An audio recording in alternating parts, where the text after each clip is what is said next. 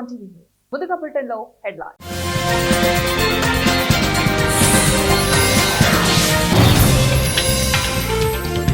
అత్యవసర చికిత్సకు సీఎం సహాయ నిధి ఉపయోగపడుతుంది. ఎమ్మెల్యే చిర్రి బాలరాజు.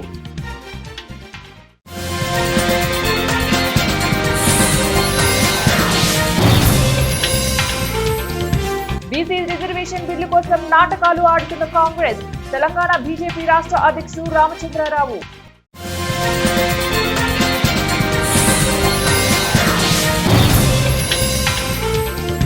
జన్నారం అడవిలో ఆంక్షలను ఎత్తివేయండి. 22 రోజులుగా దీక్ష చేస్తున్న స్థానికులు. మానవతా పరంగా ముందున్న కూటమి ప్రభుత్వం పేదల ఆరోగ్య రక్షణ కోసం సీఎం సహాయ నిధి ప్రభావవంతంగా అమలు చేస్తుంది. అత్యవసర చికిత్స అవసరమైన వారికి ఈ పథకం ఆధారంగా ప్రభుత్వం తక్షణ సహాయం అందిస్తుంది. బుధవారం మండల బరికలపాడు గ్రామంలోని ఎమ్మెల్యే క్యాంపు కార్యాలయంలో నిర్వహించిన కార్యక్రమంలో పోలవరం నియోజకవర్గానికి చెందిన 15 మంది లబ్ధిదారులకు 10,27,485 విలువైన సీఎంఆర్ఎఫ్ చెక్కులు ఎమ్మెల్యే చిర్రి బాలరాజు చేతుల మీదుగా పంపిణీ చేశారు. చెక్కులు అందుకున్న లబ్ధిదారులు సంతోషం వ్యక్తం చేస్తూ ప్రభుత్వం పట్ల కృతజ్ఞతలు తెలియజేశారు.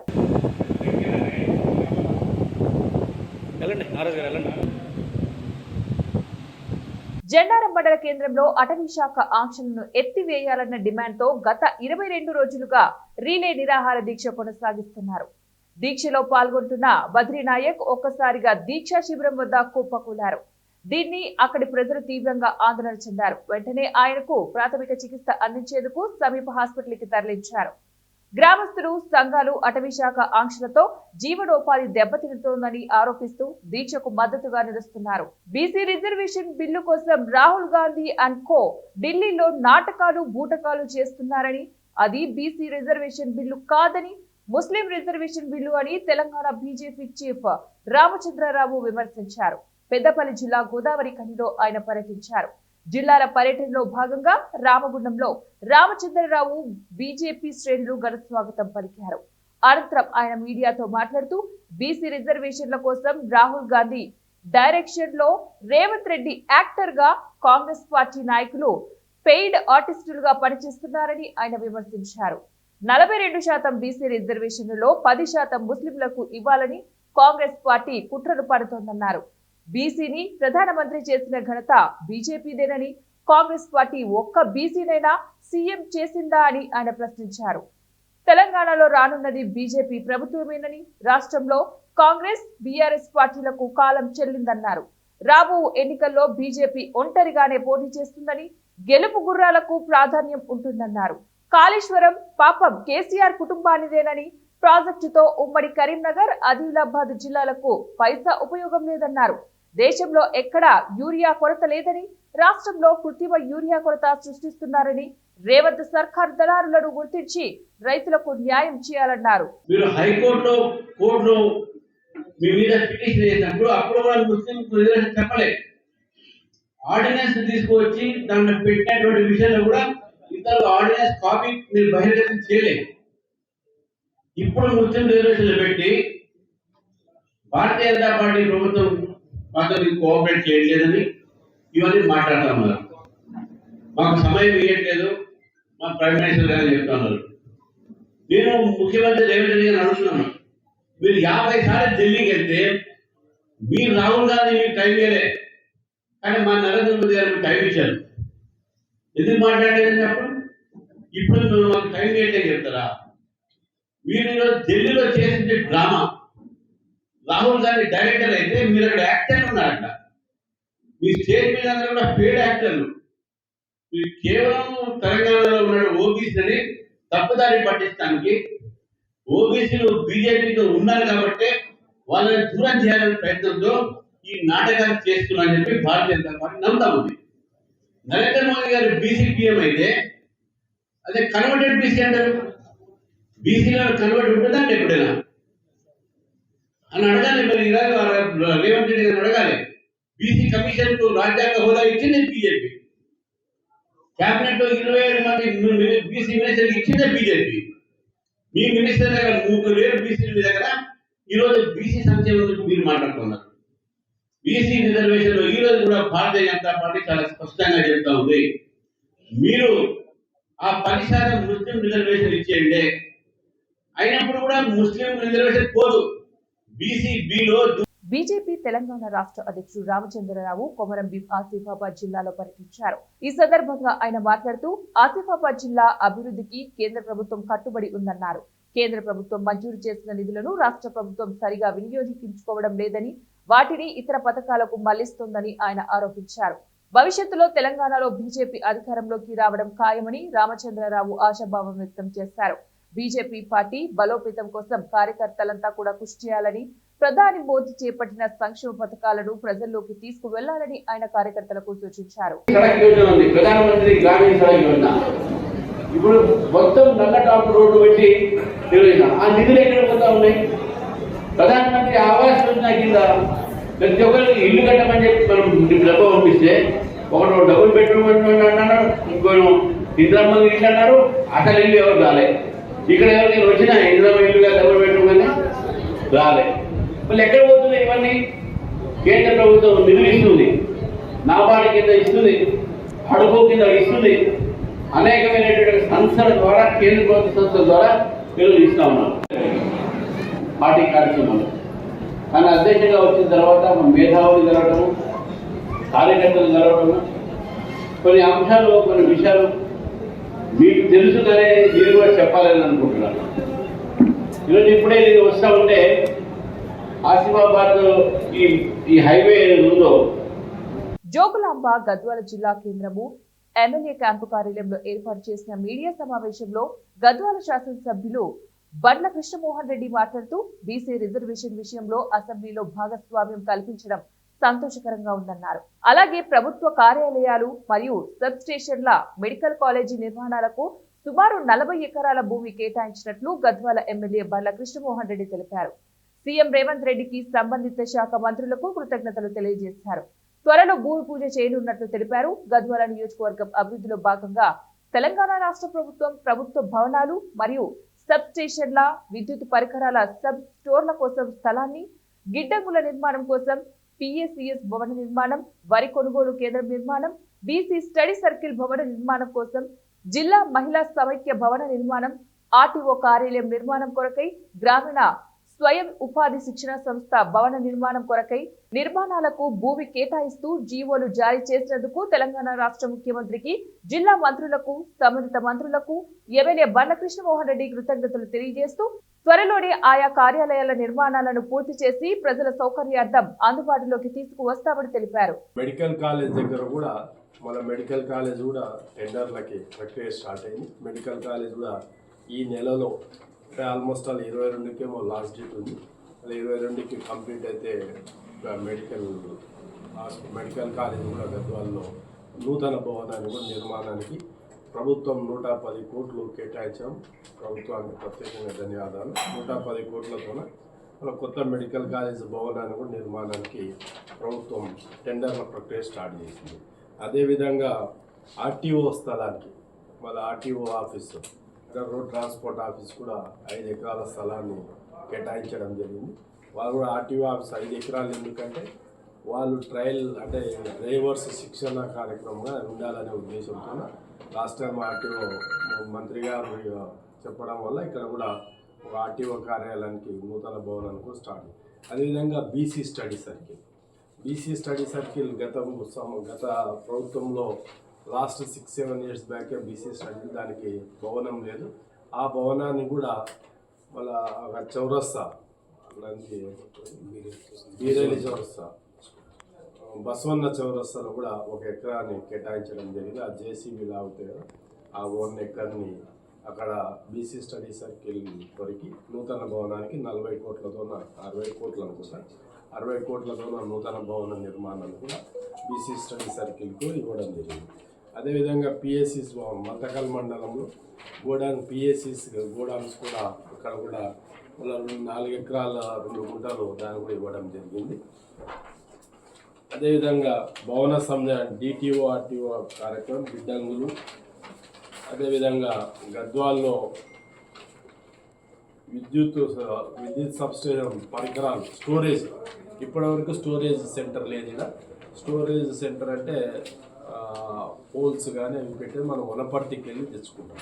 వనపర్తి స్టోరేజ్ ఉంది, గతంలోకి వెళ్ళి ఇక్కడ కూడా స్టోరేజ్ కార్యక్రమం పెట్టాలని గతంలో ప్రయత్నం చేసి మొన్ననే స్టోరేజ్ కొరకు కూడా భూమి అలాట్ చేయబట్టి 5 ఎకరాలు గోల్పాడు దగ్గర అలాట్ చేయడం జరిగింది. అది కూడా స్టోరేజ్ సెంటర్ వస్తే మనకి ట్రాన్స్ఫార్మర్స్కి ఏవి కానీ పోల్స్ కానీ ఇక్కడికి వెళ్ళే గ్రామాలకు పంపించే ప్రక్రియ స్టార్ట్ అవుతుంది. దానివల్ల 5 ఎకరాలు కావాలంటే 5 ఎకరాలు గోల్పాడు దగ్గర కూడా 5 ఎకరాలు వాళ్ళకి అలాట్ చేయడం జరిగింది. అదేవిధంగా గ్రామీణ స్వయం ఉపాధి RSCTA భవన నిర్మాణం కొరికి 127 సర్వే నంబర్లో 1 ఎకరా భూమి కూడా అక్కడ కూడా ఇప్పడం జరిగింది. అది కూడా ఇవ్వడం. జిల్లా సమైక్య భవనం, మహిళా జిల్లా సమైక్య భవనానికి 1 ఎకరం కూడా అక్కడ కూడా 127 సర్వే నెంబర్లు ఇప్పడం.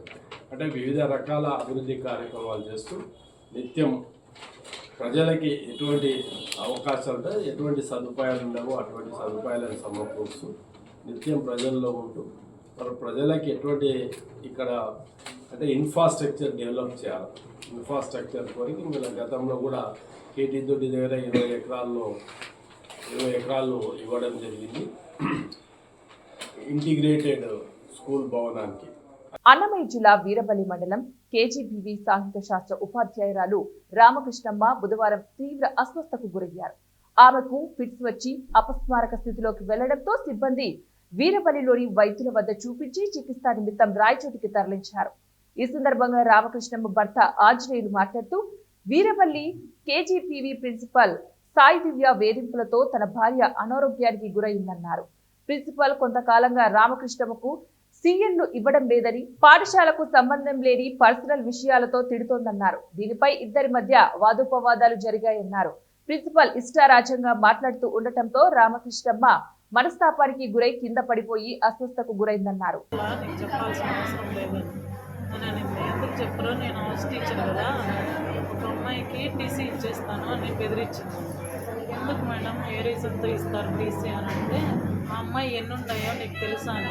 వాళ్ళకి 3 years నుంచి నేనే కదా హౌస్ టీచరు, వాళ్ళకి ఫోన్లు చేయించేది అన్నీ నేనే, నాకు తెలియదు మీకు ఎట్లా తెలుస్తుంది, సరే ఏదో ఉంది కదా అదేదో చెప్పండి నాకు కూడా తెలుస్తుంది కదా అంటే, నేను నీకు చెప్పాలన్నా, నువ్వు నాకు అథారిటీనా అని పడుతుంది. ఎప్పుడు హరాస్ చేస్తుంది సార్, లీవులు అడిగినా ఇవ్వదు.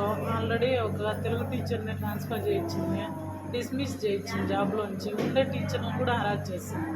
సిఎల్స్ అడిగితే ఎందుకు అంటుంది. డిఎస్సికి అట్లా చదువుకునే కందు లీవులు కావాలన్నా అడగదు. మేము టీఓ ఆఫీసులో అడగాలని పోతే వాళ్ళకి రిపోర్ట్ రాసి పెడుతుంది, నన్ను అడగలా నన్ను చేయాల అనేసి. ఏదో ఒక విధంగా అట్లా మళ్ళీ నేను మాట్లాడుతూ ఉంటే పిల్లల్ని పిలుచుకోండి, పిల్లలు ఇట్లా అన్నారు మేడం, మీరు అట్లా అనకూడదు, నాతో మాట్లాడండి, నా పర్మిషన్ లేకున్నా మా పిల్లల్ని ఎట్లా దిగుతారు, నాకు కూడా చెప్పాలి కదా, ఎందుకు దిగుతారంటే నువ్వు ఫస్ట్ స్కూల్లోంచి దాటి తర్వాత మాట్లాడు, నేను నీకు అథారిటీనా అని అనేసి అట్లా చూపిస్తాను. తర్వాత ఎవరికి చెప్పుకుంటాము చెప్పుకోకుండా అనేది పిల్లల్ని కూడా అట్లా ఆమెకి అనుకూలంగా ఉంటే వాళ్ళని ఏమన్నా సార్, ఎవరన్నా కొంచెం ఒక ఏరే టీచర్తో క్లోజ్గా ఉంటే వాళ్ళని హరాస్ చేస్తుంది, దగ్గర పిలిచి కొట్టి. నిన్న ఒక పాపని ఒక రేంజ్లో కొట్టిందంట. ఆ పాపకి అయితే అమ్మ నాన్న వదిలేసినారు, వాళ్ళ అత్తోళ్ళు చదివిస్తూ ఉన్నారు.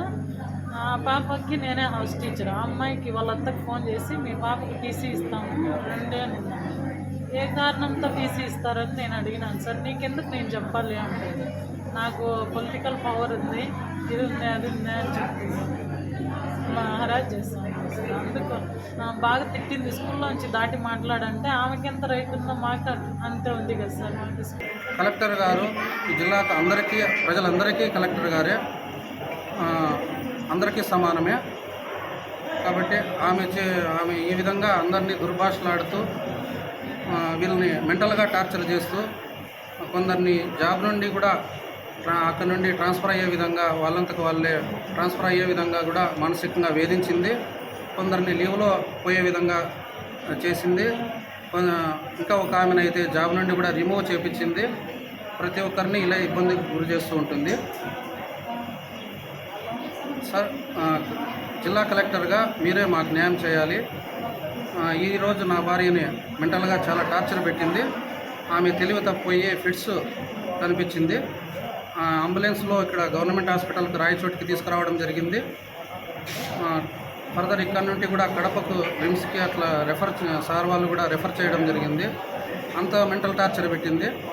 ప్రతి చిన్న విషయానికి సొంత రూల్స్ ప్రయోగిస్తూ ఈ టీచర్స్ పైన, నాన్ టీచింగ్ పైన, ఎంప్లాయీస్ పైన, స్టూడెంట్స్ పైన కూడా సైకలాజికల్గా చాలా టార్చర్ పెడుతూ ఉంటుంది. మీకు టీసీ ఇచ్చి పంపిస్తాను అనేసి ఆ విధంగా అట్లా ప్రవర్తిస్తూ ఉంది. అలా ప్రవర్తించి అక్కడ పేద ప్రజలను కూడా చాలా ఇబ్బందులకు గురి చేస్తూ ఉంది. పేద విద్యార్థులని, టీచర్లను కూడా అక్కడ మానసికంగా బాగా ఉంటేనే టీచింగ్ చేయగలరు. ఆమె టార్చర్ భరించలేక ఎక్కువ మంది లీవ్లో పోవాలని కోరుకుంటా ఉన్నారు. వాళ్ళ కొలీగ్స్ని విచారించినా, ఆమె బాధితులను విచారించినా కూడా ఈ విషయం స్పష్టమవుతుంది. ప్రతిసారి కలెక్టర్ సార్ పేరు చెప్పేసి. కర్నూలు జిల్లా మద్దికేర మండలం పెరవలి గ్రామంలో మద్దికేర మండల తెలుగుదేశం జనరల్ సెక్రటరీ రామాంజనేయులు మాట్లాడుతూ జగన్మోహన్ రెడ్డి ఆధ్వర్యంలో భారీ అవినీతి జరిగిందన్నారు. అందుకే మాజీ ముఖ్యమంత్రి జగన్ తో పాటు మంత్రులంతా అవినీతిలో కూరుకుపోయారన్నారు. వైఎస్ఆర్సీపీ పార్టీ అధికారంలో ఉన్నప్పుడు చీప్ లిక్కర్లు తాగిన వాళ్ళు అనారోగ్యానికి గురయ్యారని, ఆనాడు వైఎస్ఆర్సీపీ పార్టీలో ఉన్న మంత్రులంతా కూడా జైలుకు ఎందుకు వెళ్లారనేది ప్రజలకు పూర్తిగా అర్థమైందన్నారు. అయితే ముందు మొన్న అన్నదాత సుఖీభావ డబ్బులు కూడా మొన్న వేయడం జరిగింది. ఉచిత బస్సు ఆగస్టు 15 నుంచి మొదలు పెడుతున్నారు. తల్లి మీరు అది గురిగించే గుంజే తన తలుపు నలుపు ఎరగనన్నట్లు మీరు చేసిన తప్పులు తెలుసుకోకుండా ఇప్పుడు జరగబోయే ప్రభుత్వం మీద నిందలు వేస్తూ మీరు ప్రజల్లో తిరిగితే ప్రజలు మిమ్మల్ని చీకొడుతున్నారు, చీదరించుకుంటారు. మీకు ఇప్పుడు 11 సీట్లు వచ్చినాయి. భవిష్యత్తులో 11 సీట్లు కూడా రావని తెలుసుకోవాలని తెలియజేస్తున్నాము. మీరు గత 5 ఏళ్ళలో పెరవల గ్రామంలో ఎక్కడైనా కానీ ఒక సిమెంట్ రోడ్ వేసారా? ఎక్కడైనా కానీ చెప్పండి. వచ్చి కూటమి ప్రభుత్వం వచ్చిన సంవత్సరం లోపలే ₹1 కోటి సిమెంట్ రోడ్లు వేసాము ఈ గ్రామంలో. ఎక్కడ చూసినా పింఛన్లు, భర్త చనిపోయిన వెంటనే భర్తకు పింఛన్ వస్తే క్యాంపులో ఆ అబ్బాయి ఒకటి చెప్పమంటే ఒకటి కాలు చెప్పాడు కాబట్టి దాన్ని హోల్డ్లో పెట్టారు తప్ప ఆ అబ్బాయికి పింఛన్ తీసేసిన పాపాన పోలే తెలుగుదేశం ప్రభుత్వం ఎవరు తీసేయలేదు. ఎవరైతే ఫేక్ సర్టిఫికేట్లు తీసుకున్నారు గారు పెరవలి గ్రామంలో ఇంటింటా ప్రచారం చేస్తూ బాబు గ్యారంటీ, మోసం గ్యారంటీ అనే కార్యక్రమం తీసుకొని వచ్చింది. ఆమె హయాంలో కానీ 11 నియోజకవర్గానికి ఆమె చేసిన ఒక ఉపయోగకరమైన పనులు ఏమైనా ఉన్నాయో చెప్పగలరు.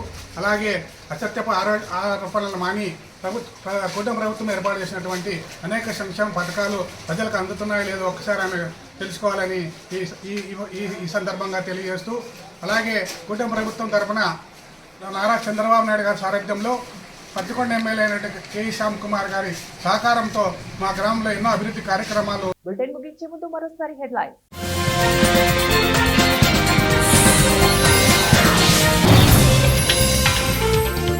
అత్యవసర చికిత్సకు సీఎం సహాయ నిధి ఉపయోగపడుతుంది.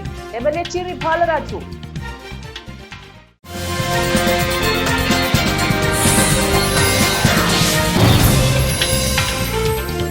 బీసీ రిజర్వేషన్ బిల్లు కోసం నాటకాలు ఆడుతున్న కాంగ్రెస్. తెలంగాణ బీజేపీ రాష్ట్ర అధ్యక్షుడు రామచంద్రరావు.